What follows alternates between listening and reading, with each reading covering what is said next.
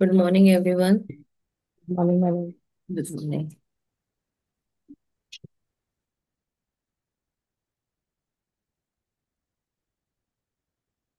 पाठीचा कणा ताठ सरळ बसायचं आहे. दीर्घ श्वास 3दा घ्यायचा आहे.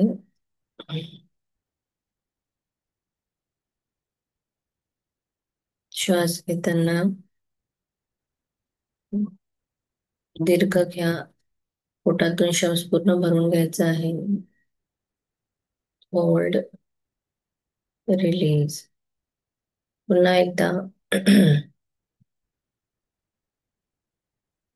Hold, release. One more time.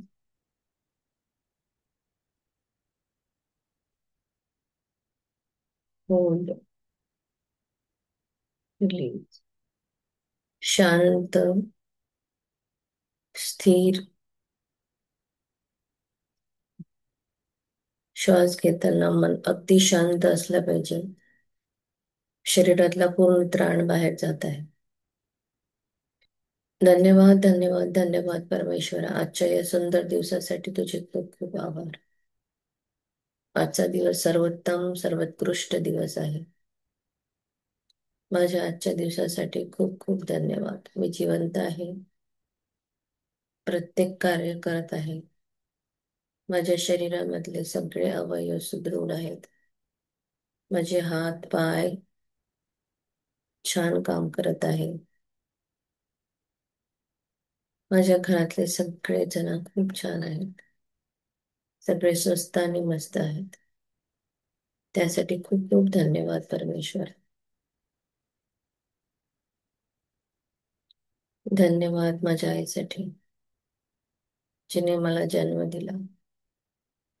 धन्यवाद माझ्या वडिलांसाठी, ज्यांनी कष्ट करून मला शिक्षण दिलं. धन्यवाद, धन्यवाद, धन्यवाद.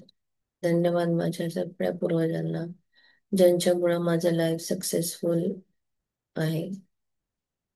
त्या सगळ्यांकडून मला आशीर्वाद प्राप्त होत आहे. माझ्या सगळ्या पूर्वजांना मी आशीर्वाद देत आहे. ते जिथे कुठे असतील त्यांनी सुखी, समाधानी आणि पैशाने समृद्ध त्यांच्यावर वर्षाव होऊ दे. धन्यवाद माझ्या गुरुजनांना, ज्यांनी मला ज्ञान दिलं आहे. धन्यवाद सूर्य चंद्र, यांच्यामुळं जीवनामध्ये एक नवीन मार्गदर्शन मिळतं, नवीन प्रकाश मिळतो. ते सूर्य चंद्रासाठी खूप खूप धन्यवाद. नवीन दिशा दाखवण्यासाठी धन्यवाद. धन्यवाद 9 ग्रहांना. धन्यवाद राहू केतू, जे आमच्या लाईफला लीड करतात, सक्सेसफुल बनवतात, जे आम्हाला अलाइनमेंट ठेवण्यामध्ये मदत करतात. धन्यवाद, धन्यवाद, धन्यवाद. पंचतत्वांसाठी धन्यवाद. धरती मातेसाठी धन्यवाद, जी सतत ग्राउंडेड राहायला शिकवते. धन्यवाद अमृततुल्य पाण्यासाठी, जे तृष्णा भागवतं. धन्यवाद हवेसाठी, जे आमच्या शरीरामध्ये श्वासोच्छ्वासाचं काम करते. प्राणवायू आमच्यामध्ये संचार करतो. धन्यवाद अग्निदेवतेसाठी, जे पोटामध्ये उदराग्नी अन्न पचन करण्याचं काम करत आहे. धन्यवाद स्पेस एलिमेंटसाठी, ज्यामुळे मी नवीन गोष्टी ग्रहण करू शकते. पंचही तत्वांसाठी माझे खूप खूप आभार, ज्याने माझं शरीर बनलेलं आहे. धन्यवाद परमेश्वरा, इतकी मौल्यवान धरोहर आम्हाला देण्यासाठी. धन्यवाद माझ्या मित्रमैत्रिणींसाठी, धन्यवाद माझ्या नातेसंबंधांसाठी, धन्यवाद माझ्याजवळ असलेल्या धनसंपत्तीसाठी. आजपर्यंत तू मला जितके धन दिले आहे त्या सगळ्यांसाठी धन्यवाद. आणि मला या शरीराच्या आरोग्याची देणगी तू दिली आहे, त्यासाठी खूप खूप धन्यवाद परमेश्वरा. मी पद्मपदम भाग्यशाली आहे. परमात्माचा सदा साथ आणि हात माझ्यासोबत आहे. मी परमेश्वराची अतिशय लाडकी संतान आहे. मी मास्टर सर्वशक्तिमान आहे. माझ्यामध्ये प्रचंड शक्ती आहे. माझ्याकडे भरपूर धनसंपत्ती आहे. मी पैशाची चुंबक आहे. मी पैशावर प्रेम करते. पैसा माझ्यावर त्याहूनही जास्त प्रेम करतो. परमेश्वरा, मला प्रत्येक कार्यामध्ये यश आणि कीर्ती प्राप्त करून देण्यासाठी खूप खूप धन्यवाद. प्रत्येक कार्यामध्ये तुझी साथ आहे मला. ज्या कार्याला मी हात लावेल त्याचं सोनं बनत आहे. मी खूप भाग्यशाली आहे. मला सगळ्याकडून प्रेम मिळत आहे. माझ्या सगळ्या मैत्रिणींकडून मला प्रेम, आदर आणि सन्मान मिळतो. माझ्यामध्ये दैवी प्रेमाचा संचार आहे, ज्यामुळे मी सगळ्यांना माफ करत आहे. माझ्याकडून ज्यांना दुखवले गेले त्यांची मी माफी मागते आहे. धन्यवाद, धन्यवाद, धन्यवाद. संपूर्णत्वाच्या या पूर्णत्वाच्या दिवसासाठी खूप खूप आभार. धन्यवाद परमेश्वर.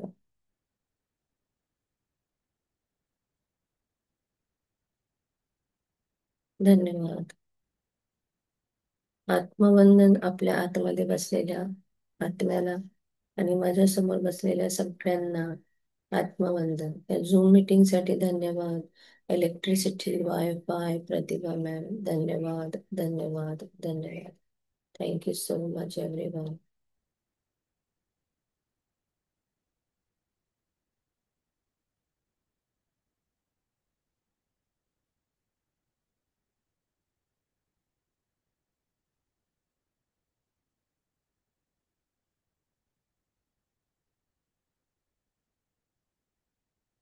मी एक गोष्ट शेअर करते आधी. कुठे गेली माझी स्क्रीन? नाही दिसत आहे. हा, तेच.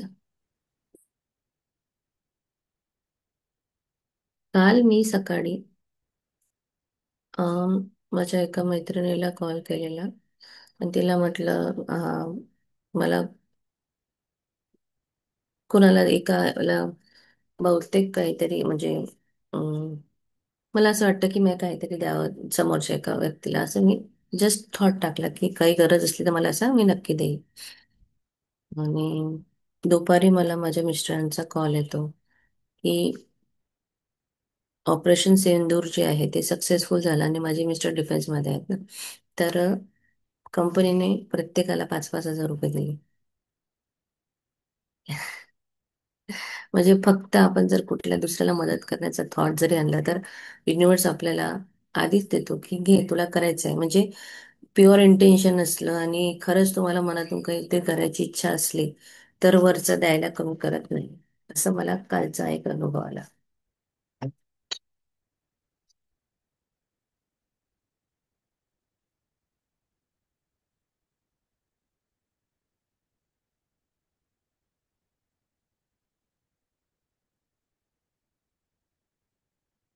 आता स्क्रीन विजिबल आहे ना?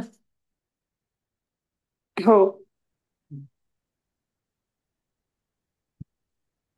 सो आपण कालचा लेसन होता मनाने चिरतरून राहा. तर सगळ्यांनी विचार केला आहे की ते आहे का मनाने चिरतरून आणि राहायचं आहे. आतापर्यंत जे झालं ते झालं. आता आपल्याला आपलं वय अजून छोटं करायचं आहे आणि माइंडफुल जगायचं आहे. हेच सुरू होतं ना आपलं. मन हम्म. कधीही वृद्ध होत नाही. पुन्हा वाचा एकदा. मन आणि आत्मा कधीही वृद्ध होत नाही. बायबल म्हणाले म्हणते. ओके. आणि हे अनंत काळाचे जीवन आहे, जेणेकरून त्यांनी तुम्हाला एकमेव खरा ईश्वर म्हणून मानावे. जन्म, पौगंडावस्था, तारुण्य, प्रौढत्व आणि वृद्धत्व हेच जीवन आहे, असा जो कोणी विचार करतो किंवा मानतो तो खरोखरच दयेला पात्र आहे. अशा व्यक्तीच्या आयुष्यात कोणतेही ध्येय असते ना आशा असते, ना कोणते स्वप्न असते, ना व्यक्तीच्या आयुष्याला काही अर्थ नाही. अशा प्रकारच्या निष्फळ विश्वासामुळे निराशा, साचलेपणा, अपराधीपणा आणि एक प्रकारची निराशा येते, ज्यामुळे न्यूरोसिस आणि सर्व प्रकारचे मानसिक विकार होतात. जर तुम्ही पूर्वीच्याच वेगाने टेनिसचा सामना खेळू शकत नसाल किंवा तुमच्या मुलांप्रमाणे जलद पोहू शकत नसाल, म्हणून काय झालं? तुमच्या शारीरिक हालचाली मंद झाल्या किंवा तुम्ही मंद गतीने चालत असाल, म्हणून काय झालंय? लक्षात ठेवा, जीवन नेहमीच नवीन वस्त्र धारण करत असते. लोक ज्याला मृत्यू म्हणतात ते म्हणजे आयुष्याच्या दुसऱ्या पैलूकडून सुरू होणारा प्रवास आहे. इथेच थांबशील. हम्म. तो मोठा आहे तर आपण थोडं थोडं घेऊया. जसं हो. काल आपण बघितलं होतं की जसं जीवन जे आहे ना ते आपल्याला दिसत नाही, म्हणजे वीज दिसत नाही पण ती कार्य करते. इलेक्ट्रॉन, अणु, रेणू दिसत नाही पण ते कार्य करतात. तर तसंच तुमचं आयुष्य आहे. आणि आपण जर म्हटलं 70-75 झाली आता माझं हे, तर तसं न करता तेच आपलं स्टार्ट आहे. 70-75-60 40 नंतर जे आहे ते स्टार्टअप आहे. ते सगळ्यात सुवर्ण काळ आहे आपला. आणि हा आपला सुवर्ण काळ चालू आहे आणि नेहमी आपण असं म्हणायचं 40 नंतर आता आपण स्वतःला अफर्मेशन देताना पण असं म्हणू शकतो की मी दिवसेंदिवस हे अजून अजून तरुण होत जात आहे. जसं माझं आहे एक अफर्मेशन जी मी लिहिते, मी दिवसेंदिवस अजून अजून तरुण होत जाते आहे. मी I am getting better and better, है ना, डे बाय डे. असं तुम्ही स्वतःला म्हणायचं माझा हा सुवर्ण काळ चालू आहे.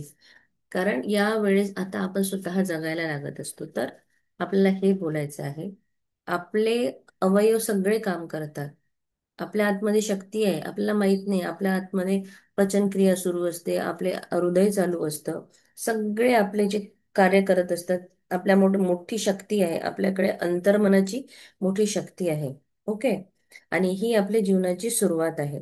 आपण सगळं आयुष्य जे आहे ते आपल्याला पुढचं राहिलेलं कसं जगायचं आहे, अगदी हसत खेळत जगायचं आहे. ठीक आहे. आणि जेव्हा मी या जगातून जाईन तेव्हा मी पूर्णपणे सुखी, समृद्धी, हसत खेळत नाचत मी या जगातून निरोप घेईल, असं असलं पाहिजे. कारण ते झालं की तो पुन्हा न्यू स्टार्ट असतो पुन्हा. फक्त आत्मा हा अमर आहे, तो फक्त एक पोशाख बदलतो, तो पुन्हा नवीन जगायला सुरुवात करत असतो. आणि जसं बायबलनी म्हटलेलं आहे की अनंत काळाचं हे जीवन आहे, हाच एक खरा हा, याला ईश्वर मानावा आपण. आपण जेव्हा म्हणतो ना की अरे ही एक सायकल आहे, पहिले जन्म होतो, मग आपलं छोटं बाळ असतं, मग ते तारुण्य होतं, मग तो म्हातारा होतं, म्हणजे प्रौढत्व येतं त्याला, त्याच्यानंतर तो म्हातारा होता, हे जीवन आहे, असं म्हणणाऱ्या लोकांवर डॉक्टर जोझफ मर्फींना दया येते. त्यांचं म्हटलं आहे की अशा व्यक्तीच्या आयुष्यामध्ये कुठलंच फोकस नसतं, ध्येय नसतं. ते फक्त जन्माला घातलाय म्हणून आलो, आपलं रहाडगाड जीवन जळकत आहे आणि या जगातून आपण निरोप देत आहोत. त्यांची ही मेंटॅलिटी असते. त्यांचं कुठलं स्वप्न नसतं, त्यांचं कुठलं ध्येय नसतं, त्यांच्या आयुष्याला कुठलाही अर्थ नसतो.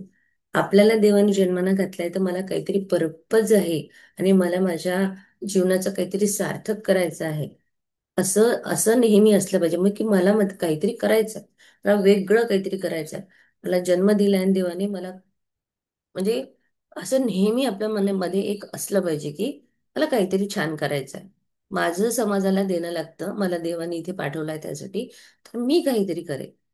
निष्फळ विश्वासामुळे निराशा, साचलेपणा, अपराधीपणा आणि एक प्रकारची निराशा असते. म्हणजे हा झाला निष्फळ विश्वास की असंच जीवन असतं, हे झालं. मग त्याच्यामुळं काय होतं, एन्थुझियास्टिक कुठेच राहत नाही, म्हणजे एक नाविन्य नाही राहत आयुष्याला. माणूस तो तसा तसा तसा आपलं जगत असतो. त्याचे मानसिक आणि मानसिक विचार म्हणजे असे चांगले नाही राहत. त्याला वाटते अरे मी जेव्हा तरुण होतो तेव्हा किती छान खेळायचो, काय धावायचो बाबा, एका तासात मी 3-4 किलोमीटरच्या वर धावून जायचो, असं तो म्हणतो. जरुरी नाहीये ना, तुमचे त्यावेळेसचा स्टॅमिना यावेळेसच्या स्टॅमिनामध्ये थोडा फरक पडू शकतो. मग काय झालं, पण तुम्ही हळूहळू तुम्ही चालू तर शकत आहात, तुमचे अवयव तर चांगले आहेत, तुमचे हातपाय चांगले आहेत, मग तुम्ही एवढं काम करू शकता ना. मग त्याच्यासाठी पण तुम्ही वेगळी तुमची जर मेंटॅलिटी असली तर तुम्ही तेव्हाही जगू शकाल आणि आनंदी जगू शकाल. या उलट जर तुम्ही त्यावेळेस असा विचार केला की माझ्या काळात मी काय टेनिस खेळायचो, काय हे करायचो, आता कुठे होते, आता आपले पाय तर झाले गेले कामातून. असं ज्या दिवशी तुम्ही स्टेट आणली, त्याच दिवशी तुमचे पाय तुम्हाला राम राम ठोकणार. दुसऱ्या दृष्टिकोनातून आपल्या जीवनाकडे बघायचं, विचार करायचं. नवीन वस्त्र धारण तो करणार आहे, जीवात्मा अमर आहे. तो त्याची नवीन जर्नी स्टार्ट करेल. तुमच्यासोबत जितके दिवस आहे तुम्ही छान इथे जगायचा आहे, हा प्रवास सुंदर करायचा आयुष्याचा, है ना? आणि तो मग दुसऱ्या प्रवासाला निघून जाईल. मी जितके दिवस या धर्तीवर आहे तितके दिवस मला आनंदाने जगायचं आहे. चल पुढे. माझे भाषण ऐकायला येणाऱ्यांना मी समजावून सांगतो की त्यांनी कृतज्ञतेने वृद्धत्व स्वीकारावे. या वयालाही स्वतःचे वैभव, सौंदर्य आणि वरदान असते. शांती, प्रेम, आनंद, सौंदर्य, शहाणपणा, सद्भावना आणि समजूतदारपणा हे गुण आहेत जे कधीही वृद्ध होत नाहीत किंवा मरत नाहीत. कवी किंवा तत्वज्ञ राल्फ वॉल्डो इमर्सन म्हणतो, आपण एखाद्या माणसाच्या वयाची वर्ष तेव्हाच मोजतो जेव्हा त्याच्याकडे मोजण्यासारखे दुसरे काहीही नसते. तुमचे चारित्र्य, तुमच्या मनाचा दर्जा, तुमची श्रद्धा आणि तुमचा विश्वास मर्त्य नसतात. मी लंडनमधील कॅक्स्टन हॉलमध्ये दर काही वर्षांनी एक भाषण देतो. अशाच एका भाषणानंतर एक सज्जन मला भेटायला आले. त्यांनी मला सांगितले, माझे वय 84 आहे. मी रोज सकाळी ऑपरेशन करतो, दुपारी रुग्णांना भेटतो आणि संध्याकाळी वैद्यकीय आणि वैद्यकीय जर्नल्ससाठी लेख लिहितो. त्यांचा दृष्टिकोन असा होता की ते तितकेच उपयुक्त आहेत स्वतःला जितके ते स्वतःला समजतात, आणि ते तितकेच तरुण आहेत जितके त्यांचे विचार तरुण आहेत. ते मला म्हणाले, तुम्ही आता जे बोललास ते अगदी खरे आहे. माणूस तितकाच सामर्थ्यवान असतो तितका तितका तो स्वतःला मानतो, आणि जितका तो स्वतःला मौल्यवान समजतो तितकाच तो असतो. हम्म. आपण मॅजिक रॉक करतो. मॅजिक रॉक का करतो? आपण चांगल्या गोष्टी आठवतो आपल्या दिवसभराच्या, आणि आपली रात्र खूप सुंदर होते. अगदी खुशी खुशीमध्ये आपण झोपतो की आज माझ्यासोबत इतक्या छान छान गोष्टी घडल्या. आणि मग झोपल्यानंतर मॉर्निंग पण आपली तेवढीच फ्रेश आणि खूप एकदम छान असते. ठीक आहे. हा झाला तुमचा रोजचा दिनक्रम. पण जेव्हा आपला शेवटचा टाइम राहील मरते वेळी, त्यावेळेस जर आपण पुढत, चिडचिड आणि मनामध्ये गिल्ट, मनामध्ये खूप काही असं संताप घेऊन जर आपण आपला शेवटचा श्वास सोडला आणि आत्ता मग आपल्याला नवीन जन्म घ्यायचा आहे, तर तो कसा होईल? नॅचरली याच प्रवासाला तिकडे कंटिन्यू होईल ना. इथे जेव्हा तुम्ही श्वास सोडत आहात, श्वास सोडताना जर तुम्ही तुमचा श्वास अगदी हसत खेळत आनंदाने सोडला, तर पुढचा जन्म जेव्हा स्टार्ट होईल तो तुम्हाला तितक्याच चांगला मिळेल. कारण मरताना तुमचा थॉट किंवा हे जग सोडताना तुमचा थॉट खूप चांगला होता, त्याप्रमाणे तुमचं पुढचं आयुष्य होईल. मराठी पुस्तकामध्ये यांनी एक पॅरेग्राफ नाही टाकला आहे, इंग्लिश पुस्तकामध्ये हा एक पॅरेग्राफ होता की आपण जेव्हा रात्री झोपताना जसं चांगल्या गोष्टी आठवून झोपतो, तसंच आपली सकाळ पण छान होते. आणि त्याप्रमाणे या जगातून जन्माला जर खुशी आनंदाने आपण निरोप दिला, तर पुढच्या जन्मी सुद्धा आपण खुशी आणि आनंदच घेऊन आपल्याला हे होईल. आपला हॉरोस्कोप तयार होतो आपल्या जन्माच्या वेळेस असतो तो. ऍक्च्युली तो कधीचा असतो हॉरोस्कोप? आपण जे जीवन जगत आलोय ना त्याचा असतो. आता पुढे मोठं होऊ आपण, आपल्या हातावरच्या रेषा सतत बदलत असतात. तुम्ही तुमच्या कर्मानुसार ते बदलता.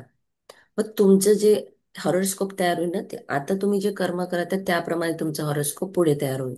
मग मला कसं करायचंय? मला चांगलं करायचंय. मला चांगलं जगातून निरोप देताना माझे विचार, माझे थॉट चांगले असले पाहिजे, जेणेकरून मला पुढचा माझा जन्म चांगला करायचा आहे.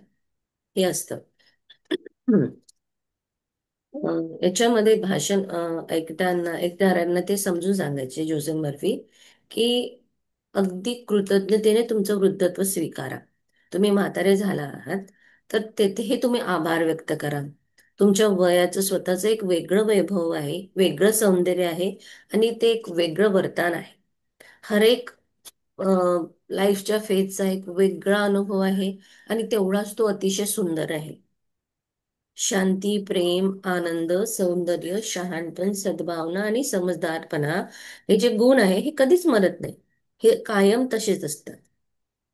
तुम्ही लहानपणी सुद्धा जसं मोठं असताना सुद्धा एका बाळासारखी छान मजा करू शकता. तिथे तुम्ही मोठे झाला आहात म्हणून मी छान नाचू शकत नाही किंवा मजा करू शकत नाही असं नाही होत. तो बालिशपणा तुमच्यामध्ये तेव्हाही होता आणि आजही जग जिवंत राहणार आहे. आनंद तेव्हाही होता, आजही तेवढाच राहणार आहे. आनंद कशाला म्हणतात? कुठली गोष्ट भेटली की आपण खूप असं छान वाटतं आपल्याला. आनंद हे कधीच मरत नाही ना. समजूतदारपणा पण कधी मरत नाही.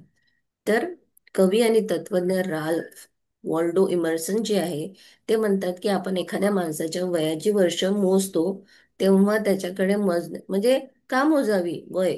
वय मोजू नये. बस हा एक छान पडाव माझा पार पडला पुढचा आहे. किती वय जस्ट नंबर. हा एक फक्त आकडा आहे. तुम्ही तुमच्याकडे मोजण्यासारखं काही नाही म्हणून तुम्ही वय मोजत आहात. आता माझी 85 गेली, आता माझी 70 आली, आता माझं 40व झालं, आता माझं मेनोपॉज झाला, आता माझं काही राहिलं नाही, आता माझं जगण्यात काहीच अर्थ नाही, आता मुलं मोठं झाले, आपल्याला काय आहे? हे असं म्हणणारे लोकच, त्यांच्याजवळ दुसरं काही नसतं म्हणायला म्हणून ते असं सारखं म्हणत असतात. उलट त्या पिरियडमध्ये खूप सुखी चांगलं जीवन जगू शकतो जिथे आपल्या वर असलेल्या जबाबदाऱ्यांना संपून आपण आपल्यासाठी जगायला सुरुवात करतो. लंडनमध्ये जेव्हा कॅक्स्टन हॉलमध्ये जोझे मर्फी भाषण देत होते त्यावेळेस त्यांना एक सर्जन भेटायला आले आणि त्यांनी सांगितले की माझं वय 84 आहे.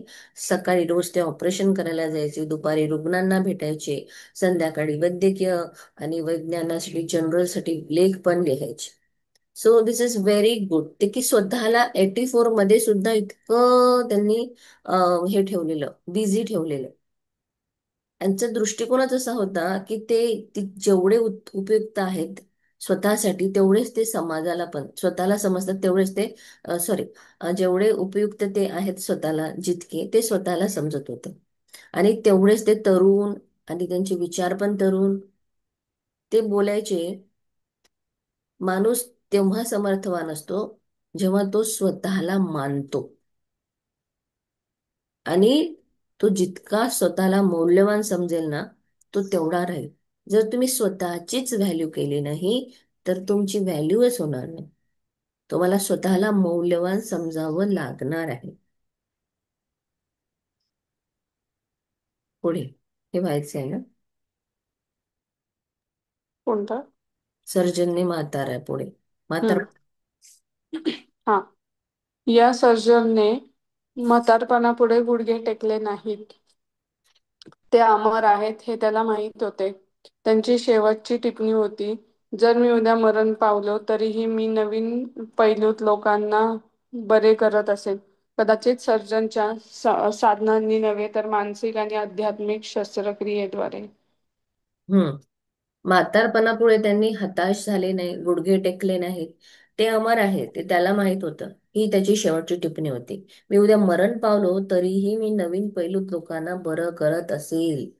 किती मोठा विचार आहे हा. कदाचित सर्जनच्या साधनांनी नव्हे तर मानसिक आणि आध्यात्मिक शस्त्रक्रियेद्वारे तो दुसऱ्यांना बरा करेल. आपल्याला स्वतःला एवढं पॉवरफुल समजायचं आहे, आपले अफर्मेशन्स करत राहायचं आहे. अफर्मेशन्स आपण करतो तेव्हा आपल्यामध्ये वेगळी एनर्जी असते. ती एनर्जी दिसत नाही, जसं वीज दिसत नाही, पण ते कार्य करते. कुठे ना कुठे थँक्यूची ऊर्जा काम करते. तुम्ही आयुष्यात अनुभव केलेला आहे. गेले 4-5 वर्षापासून तुम्ही या जर्नीमध्ये आहात. तुम्हाला माहिती आहे की थँक्यूने काय होतं. मी तुमचं आता मी सुरुवातीला अनुभव सांगितला. एक थॉट, एक सुंदर थॉट, निस्वार्थ सेवा. मला तर काही माहित नाही पण मला थोडं माहित होतं की मला 5,000 रुपये गिफ्ट मिळणार आहे माझ्या नवऱ्याला. पण माझ्या सकाळी मनामध्ये एक थॉट आला की चल माझ्याकडून काही होत असेल तर मी नक्की करेल कोणासाठी. हे जस्ट थॉट होता. तर परमेश्वराने त्याच्या आधीच मला पैसे दिले. मी तर अजून मदत केलीही नाहीये कुणाला. सो तुमचे विचार बदलवायचे. इलेक्ट्रिसिटी जशी दिसत नाही ना तसं जेव्हा तुम्ही तुमचे विचार करता तुमच्या शरीरातले कंपन हेही तुम्हाला दिसत नाही पण ते कार्य करतात. ते गुप्त कार्य करत असतात तुमचे. जेव्हा तुम्ही डेलिबरेटली तुम्हाला नाही आलं तर तुम्ही थँक्यू, तुमचे अफर्मेशन्स रोज रोज रोज रोज म्हणत म्हणत म्हणत म्हणत गेल्या, तुमचं ऑटोमॅटिक तसंच वायरिंग होत जाईल आणि तुम्हाला तसे तसे परिणाम पण दिसत जाणार. वृद्धत्व हा एक अमूल्य ठेवा आहे. माझे वय खूप झाले आहे असा विचार करून आलेल्या संधीकडे कधीही पाठ फिरवू नका. तुमचे अंतर्मन हा विश्वास स्वीकारेल आणि तो प्रत्यक्षात साकार करेल. काही ठराविक लोक वयाच्या तिशीतच म्हातारे होतात, तर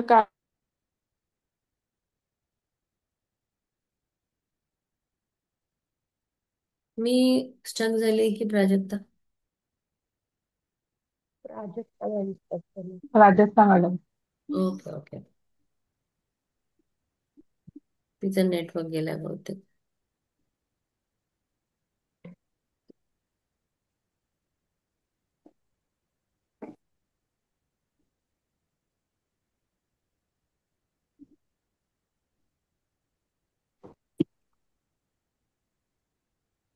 हा प्राजक्ता आहेस का तू? हो मग आवाज येत. हो. ग्लिच आहे आवाजामध्ये. आता पुन्हा बोल. नाही येत आहे.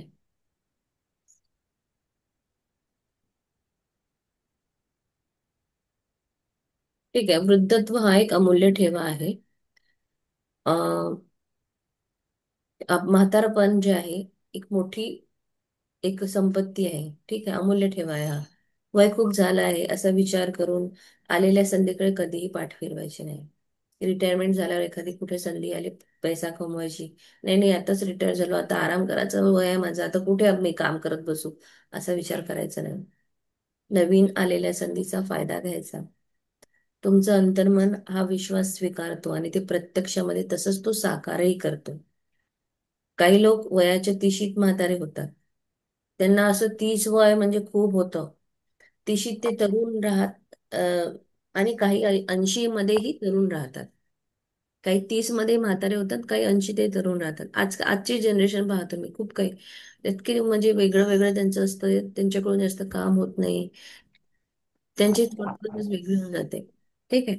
आपला मनच हा एक सर्वात मोठा विणकर, वास्तुविशारद, डिझायनर आणि शिल्पकार आहे. खूप सुंदर वाक्य आहे हे, की तुमचं जे मन आहे हाच विणकर आहे, वास्तुविशारद आहे, डिझायनर आहे आणि शिल्पकार आहे. तुमच्या मनाने जसं ठरवलं तसंच तुमचं शरीर कार्य करते. त्याचप्रमाणे तुम्ही तुमचं पूर्ण लाईफ क्रिएट करता. तुमचं पूर्ण आयुष्य तुम्ही तिथे बनवता. तुमचं मन आतूनच तुटलेलं आहे, म्हातारं आहे आणि त्याला काहीही म्हणजे उत्साह, उमंग काहीच नाहीये, तो तसाच राहील. उलट माझा सुवर्ण काळ चालू आहे, मी इतक्या गोल्डन पिरियड मध्ये जगती आहे, हे वाक्य तुम्ही रोज म्हणा 40 नंतर. बघा कसं तुमचं गोल्डन पिरियड येईल. नाटककार जॉर्ज बेनॉर्ड शॉ वयाच्या 90 मध्येही सक्रिय होते आणि त्यांची मनाची कलात्मक गुणवत्ता कधीही कमी झालेली नाही. माझे सासरे पण 94 आहे, but still he is too active. त्यांना एकच डोळ्याने दिसतं, एक डोळा त्यांचा नाहीये, तरीही ते त्यांच्या पंढरपूर यात्रेला दरवर्षी 2दा येणे म्हणजे येणे. घरातली कामं सुद्धा ते करतात. माझ्या सासूबाई पॅरालाइज्ड आहे, त्या बसून असतात, पण तिचं पूर्ण काम माझे सासरे करतात. ते फक्त त्यांना, आणि ते दोघंही तेवढेच जीवनाकडे असं, त्यांना असं वाटतच नाही आम्ही म्हातारे झालो आहे किंवा काय. म्हणजे आम्ही जेव्हा मागच्या वेळेस गेलो, तर माझ्या मुलीला माझी सासू म्हणाली की तू डॉक्टर होशील ना बेटा, तू असं इंजेक्शन तयार कर की मी अजून जगली पाहिजे. म्हणजे तिचं या अवस्थेत ऑलरेडी ती बेडवर आहे. ती काही खूप अशी चालती फिरती नाहीये, पण अशी बसते वगैरे, हळूहळू हात धरून चालते. त्याही पिरियड मध्ये एखाद्याने म्हटलं असतं की बाबा आता कशाला असं जीवन पाहिजे, नवरा माझी सेवा करतो आहे, नको मला, असं कोणी म्हटलं असतं. पण त्या व्यक्तीमध्ये अजूनही जगण्याची म्हणजे इतकी इच्छा प्रबळ, का नाही त्यांना देव ठेवणार? तर असं असतं. सो फक्त मनातून तुमचं कार्य तेवढं असलं पाहिजे. ओके. अनेक स्त्री पुरुषांना भेटतो जे सांगतात की नोकरी देणारे 40 ओलांडल्याचे ऐकून त्यांना कामावर घेत नाही. नोकरी देणाऱ्याची ही वृत्ती आवेशपूर्ण, निर्दयी आणि करुणा आणि समाजविरहित आहे. 35 वर्षापेक्षा कमी वयाचा माणूसच शहाणा आहे असे कोणी सांगितले आहे? त्यामागील तर्क पोकळ आणि निरर्थक आहे. जर नोकरी देणाऱ्यांनी थोडा विचार केला तर त्यांना समजेल की नोकरी मागणाऱ्या व्यक्तीचं वय जास्त असले तरी त्याचे गुण, अनुभव आणि शहाणपण जे त्यांनी जीवनाच्या बाजारपेठेत अनेक वर्षाच्या अनुभवातून गोळा केले आहे, त्याचा फायदा नोकरी देणाऱ्याला होणार आहे. ऍक्च्युली खरं आहे हे, की एक आपल्या इथे रिटायरमेंटचं असं एज म्हणून ठेवलं आहे, तसं नसायला हवं. हा, नवीन कुणाला संधी द्यायची आहे म्हणून तुम्ही इथे ही जॉब आता थांबवा असं आपण म्हणू शकतो. बरोबर आहे. न्यू जनरेशनला आता एक संधी मिळाली पाहिजे, उलट तुम्ही त्यांना मार्गदर्शन करू शकता असं सांगून तुम्ही दुसऱ्यांना जॉब देऊ शकता. पण मग तुम्ही आता एवढं तुमचं वय झालं, आता तुमचं बुद्धी काम करणार नाही, तुम्हाला काही आठवणार नाही, तुमचं काम व्यवस्थित होणार नाही, हा जो न्यूनगंड आपल्या डोक्यामध्ये टाकला आहे, तो पूर्णतः काढून टाकायचा. ठीक आहे, समाजाने काहीतरी ठेवलेलं आहे बनून, दॅट इज ओके. पण मला एक दुसऱ्याला संधी द्यायची आहे म्हणून माझा हा जॉब मी आता निवृत्त होत आहे, आणि आता माझ्या या अनुभवाचा फायदा मी अजून दुसऱ्या गोष्टीसाठी माझं आयुष्य पुन्हा एक चांगलं करायसाठी मी करणार आहे. होऊ शकते मी समाजात काहीतरी देणं लागतो, तर मी समाजामध्ये माझ्या अनुभवासाठी मी रोज मार्गदर्शन करेल दुसऱ्यांना, अजून दुसरं काहीतरी करेल, असा दृष्टिकोन ठेवायचा आयुष्यामध्ये. प्राजक्ता आल्या का हो तुम्ही मॅडम? मॅडम मी वाचू का? हो, वाचा ना. रचिता मला नसतं वाचू. वृद्धत्व ही एक संपत्ती आहे. चालेल.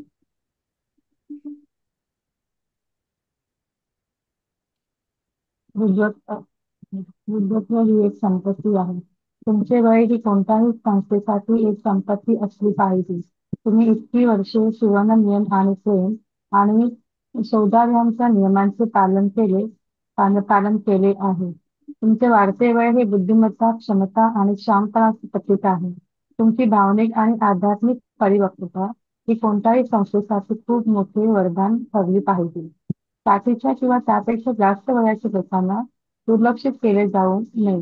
जीवनाच्या या टप्प्यावर आपले अफाट व्यावसायिक ज्ञान आणि अनुभव यांच्या जोरावर ते कर्मचाऱ्यांच्या समस्यांचे निराकरण करण्यास, भविष्यासाठी योजना तयार करण्यास, निर्णय घेण्यास आणि सर्जनशील कल्पनांच्या क्षेत्रात इतरांना मार्गदर्शन करण्यास महत्वाची भूमिका बजावू शकतात. हम्म. सो म्हातारपण जी आहे ही संपत्ती आहे. वय ही कोणत्याही संस्थेसाठी एक संपत्ती असली पाहिजे. कारण इतकीच वर्ष सुवर्ण नियम आणि प्रेम सौहार्दाच्या नियमाचे पालन केले आहे. तुम्ही व्यवस्थित तुमचं काम केलं. तुम्ही प्रेम संयम ठेवून तुमचं जे तुमच्या ऑफिसमध्ये तुम्ही काम केलंय, तुमचं वय वाढत आहे म्हणजे तुमची बुद्धिमत्ता जास्तीत जास्त अजून तिच्यामध्ये खूप क्षमता आहे. तिचं शहाणपण तेवढंच जास्त आहे. तिने उन्हाळे पावसाळे सगळे बघितले आहे सुरुवातीपासूनचे. म्हणजे तुमची भावनिक आणि आध्यात्मिक परिपक्वता झाली आहे तिथे. सर, कोणत्याही संस्थेसाठी हे खूप मोठं वरदान असतं. जेव्हा एखाद्या एक्सपिरियन्स आपण जेव्हा नवीन नोकरीला जातो तेव्हा काय म्हणतात, फ्रेशर्सला तो लवकर हे करत नाही. का नाही करत? त्यांना अनुभव नसतो. पण जे अनुभवी व्यक्ती असतात, 2-4 वर्षाचा ज्यांना एक्सपिरियन्स असतो, त्यांना लवकर प्रेफरन्स मिळतो जॉबमध्ये. मग तिथे का असं असतं ना? मग तसंच आहे. आपणच ठरवायचं की भावनिक आणि आध्यात्मिक परिपक्वता ही कोणत्याही संस्थेसाठी खूप मोठं वरदान ठरली पाहिजे. हे आपल्या समाजाने ठरवायचं की जर हा व्यक्ती इतका आहे तर याचं खरंच मला अनुभव आहे, हा माझ्यासाठी कामी पडेल, मला याच्याकडून मी ॲज अ गायडन्स मधून काम करून घेऊ शकतो. ठीक आहे. 60च्या किंवा त्यापेक्षा जास्त वयाच्या लोकांना दुर्लक्षित केले जाऊ नये. ऍक्च्युली आपण बोलून बोलून त्या लोकांची बुद्धी भ्रष्ट, म्हणजे जेव्हा आपण म्हणतो ना, अरे तुमचं वय झालं आता तुम्ही बोलू नका, तुम्हाला काही समजत नाही, हा जो सेंटेन्स आहे, हा सारखे वाक्य किंवा आपल्याकडचं एन्व्हायरमेंट, रिटायरमेंट एज, हे जे मिथ्य खोट्या गोष्टी ऍक्च्युली ह्या लोकांच्या मध्ये इतक्या अशा डार्क अशा बिंबल्या गेलेल्या आहे की मग ते तसंच कार्य होतं त्यांच्याकडून. आणि ज्या लोकांनी त्या गोष्टीला ऍक्सेप्ट केलं नाही, ते अजूनही स्वतःला एकदम फिट फाईन आणि तरुण समजतात. ज्यांचं असं एकदम, तुम्ही मिलिटरीवाले लोक बघा, ते कधीच थकत नाही. ते नेहमी खूप मस्त काम करत असतात. तर तसं जेव्हा राहील ना, तेव्हा माणूस छान काम करू शकतो. 60 आणि त्याच्यापेक्षा जास्त वय असतं त्याचं दुर्लक्ष करू नये. त्या टप्प्यावर अफाट व्यावसायिक ज्ञान, अनुभव याच्या जोरावर कर्मचाऱ्यांना ठेवायला पाहिजे. त्याच्या समस्येचं निराकरण करण्यामध्ये, भविष्याच्या योजना आखण्यामध्ये, निर्णय घेण्यामध्ये, चांगल्या कल्पना क्षेत्रामध्ये ही त्यांचं आपल्याला मार्गदर्शन मिळू शकतं. त्यांची एक महत्वाची भूमिका ते बजावू शकतात. हे लक्षात ठेवायचं. ठीक आहे. तुमच्या वयाचा मान राखा. वाचू. तुमच्या वयाचा मान राखा. माझी एकदा हॉलिवूड चित्रपट लेखकाशी भेट झाली. त्यांनी कधी कधी किशोरावस्थेतील मुलांकरिताही कथा लिहायला सांगायचं. त्यांना एका स्टुडिओ एक्झिक्युटिव्ह तरुणाने सांगितलं की त्यांचं लेखन किशोरावस्थेतील मुलांना भावत नाही. हे ऐकून तो चित्रपट लेखक अतिशय दुखावला गेला. ही दुःखद परिस्थिती आहे की समाजातील एका मोठ्या भागाला भावनिक आणि आध्यात्मिक परिपक्वतेची अपेक्षा केली जाते. ते त्यांच्यात लपलेल्या वैयक्तिक विकासाची क्षमता ओळखण्यास अपयशी ठरतात. तरुणाईचा अर्थ अनुभवाचा आणि ज्ञानाचा अभाव आणि अविचारी निर्णय असा मानला जात असला तरीही तरुणाईचाच गौरव केला जातो.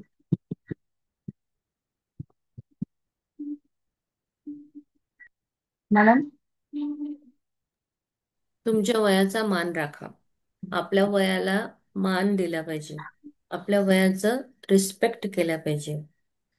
हॉलिवूड चित्रपट लेखकाशी जेव्हा भेट झाली मर्फींची, त्यांना कधी कधी किशोर अवस्थेतली मुलांकरिता ही कथा लिहाव्या लागतात. त्यांना एका स्टुडिओ एक्झिक्युटिव्ह तरुणाने सांगितलं की त्यांचं लेखन किशोर अवस्थेतील मुलांना भावत नाही.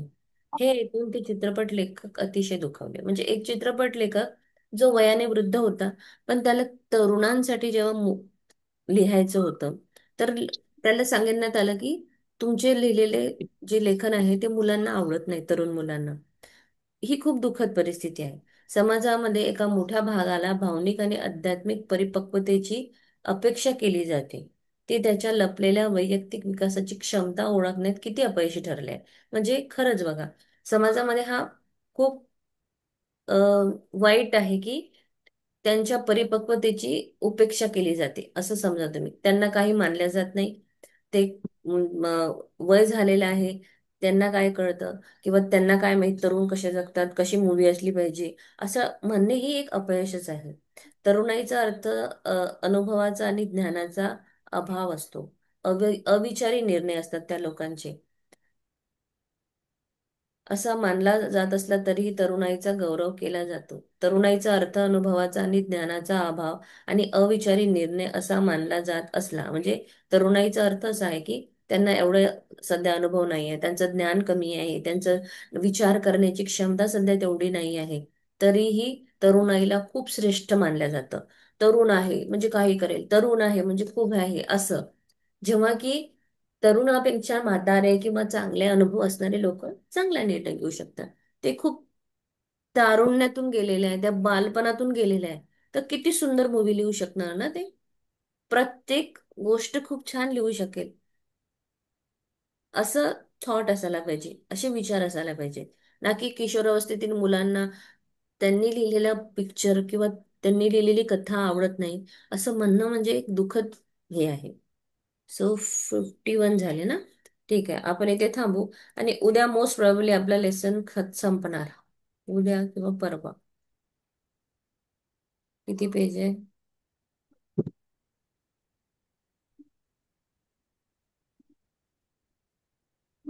हम्म, लागेल बहुतेक 2 दिवस. So thank you so much. We are going to stop here. So समजलंय आता सगळ्यांना. तर आजपासून लक्षात ठेवायचं, मी नेहमी तरुण आहे. मी दिवसेंदिवस अजून अजून तरुण होत आहे. हे एक वाक्य रोज 15-20 वेळा म्हणायचं. मी दिवसेंदिवस तरुण होत आहे. मेनोपॉजवाला शब्द इथे यूज करायचा नाही. त्याच्यामुळे माझं वय कमी होणार नाही असं काहीही नसतं. सॉरी, मेनोपॉजमुळे माझं वजन कमी होत नाही असं काहीही नसतं. वजन कुठल्या एजमध्ये आपण कमी करू शकतो, कुठल्या एजमध्ये आपण सुंदर दिसू शकतो. फक्त फक्त आपलं मनाला नेहमी तुम्हाला तरुण ठेवायचं आहे, म्हणजे तुम्ही तरुणच राहणार. मध्ये मध्ये हे माझं एक्स्ट्रा येतं ना. हा मी दिवसेंदिवस तरुण होत आहे एवढंच लिहायचं की अजून काय सेंटेन्स आहे? नाही, मी हा. दिवसेंदिवस तरुण होत आहे, माझा हा सुवर्ण काळ चालू आहे, हा. असं लिहायचं रोज, असं हा, म्हणायचं. बरोबर. माझ्याकडे माझे पप्पा आहेत, ते नेहमी असं म्हणत असतात, मला काही होत नाही, मी खूप स्ट्रॉंग आहे, मला काही होत नाही, मी खूप स्ट्रॉंग आहे. आणि जर बघितलं तर त्यांना वयाच्या 5व्या वर्षापासून एका पायामध्ये ब्रेकडाऊन आहे, ते रेग्युलर चालू शकत नाही दोन्ही पायाने, एका पायाच्या पोटांवर आणि एक पाय, तरी ते आपल्या नॉर्मल व्यक्तीपेक्षा जास्त धावू शकतात. तर वाव. ते बऱ्याच सुविधा असतात हँडिकॅप लोकांसाठी, पण ते काहीही त्यांनी केलेलं नाही. काय मी चांगला आहे, मी अगदी ठणठणीत आहे, म्हणून ते कधी इव्हन थोडा जरी सर्दी खोकला जरी झाला तरी ते डॉक्टरकडे जात नाही, की मला काहीच होणार आहे, मला माहिती मी स्ट्रॉंग आहे. वाव. प्रत्येक दिवस सोन्याने भरलेला आहे, है ना, असं तुम्ही म्हणू शकता, प्रत्येक क्षण. सो म्हणजे अजून हेही करू शकतो ना, मी दिवसेंदिवस मी अजून अजून आरोग्यदायी होत आहे. The day by day I am become healthier and healthier, हेही तुम्ही लिहू शकता. Day by day I am become younger and younger, stronger and stronger, असे शब्द वापरा ना, स्ट्रॉंग, हेल्दी, यंग. ठीक आहे, झालं अरुणा मॅम, समजलं? येस. तुमचा आवाज नाही येत आहे. ते 2 दिवस लेक्चरला नव्हती मी, बाहेर नाशिकला गेली होती ना, त्र्यंबकला. तर म्हणजे छान, म्हणजे अनुभव छान आला मला. मला तेच सांगायचं होतं की तुम्ही जसं सांगता ना, येताना खूप ड्राईव्ह, तिथे गेल्यानंतर ते आपल्याला गंगा आरती अशी सहजासहजी मिळत नाही म्हणले, आणि ती आम्हाला मिळाली. तर मग मी तर कंटिन्युअस ती गंगा आरती जोपर्यंत चालली होती तोपर्यंत पूर्णपणे पाण्याला ग्रॅटिट्यूड, असं आभार वगैरे सगळं मानतच होती. आणि किती म्हणजे आपल्याला, आपण त्या गोष्टी करतोय, ह्या ग्रॅटिट्यूड ज्या गोष्टी करतो तेव्हा आपल्याला प्रत्येक गोष्ट कशी सहज सहज मिळत जाते हे लक्षात आलं. तिथे त्र्यंबकचं पण दर्शन इतकं सहज झालं ना, अक्षरशः म्हणजे आम्हाला सुरुवात गाडीत बसल्यापासून झालं होतं की आम्हाला गर्दी जरी असली तरी काय पण करून VIP दर्शन लवकर मिळणार आहे, आणि आम्ही पटकन दर्शन घेऊन असं म्हणजे हा विचार करतच चालली होती. आणि ह्यांच्या मित्राचा एका फोन आला आणि आम्ही तिथं आहे म्हणून सांगितलं, त्यांनी आम्हाला त्यांच्या भावाला पाठवून VIP दर्शन दिलं. खूप छान आमचं दर्शन झालं. अगदी 1.5 तास ते 2 तास लाईनला थांबायला लागलं असतं, आमचं एकदम 10 मिनिटात दर्शन झालं. म्हणजे खूप छान सगळं, म्हणजे जसं विचार करा तुम्ही कसं म्हणता.